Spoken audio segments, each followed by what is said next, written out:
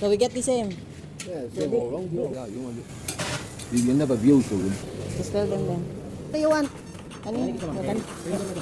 Manani sa tanan halos? Ah, that's the one also you said. Oh, okay ka na. So, ang sa bintana ni mo, muna na dili.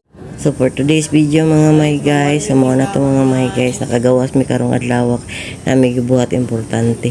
Una ni ato mi dito sa glass may guys kay para mamili na siya pa mo glass ngayam gusto nga ipabutan dito sa mga door o sa mga bintana mga may guys. Kapag kauman diretso na lang dapaw may guys, yaman mga on mi. Kaya karon namili siya restaurant mga may guys, karon kinakakitaan siya sa kabalin niya murag lami unday kay pwede mo tan-aw bago ka mo sulod mo decide baka mo kaon. So ni adto mi dinha kaso lang ang problema di man kay mi kumakaon no kay isa ra gid mi kabalik mga may guys kay kuan daghan man kay siya gikuha nya man sa sobrang busog so nagpahili sa mi nangapi sa usa mi kay para at least dili mi maluya kay pagbaktas pa biya mi mo adto pa mi og Mandawi magtanaw-tanaw po bahala gud di mamalit kay basta kay mo tan-aw lang yun mi.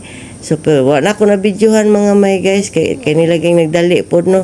Kaya karon ingon siya pa munong sa dami kay mukaon siya ice cream kay kanuno no kay siya ice cream yami gihingtan pa ko niya apil bulingit na kaignaw. Karon mo na siya nag-enjoy siya murag bata mga may guys no.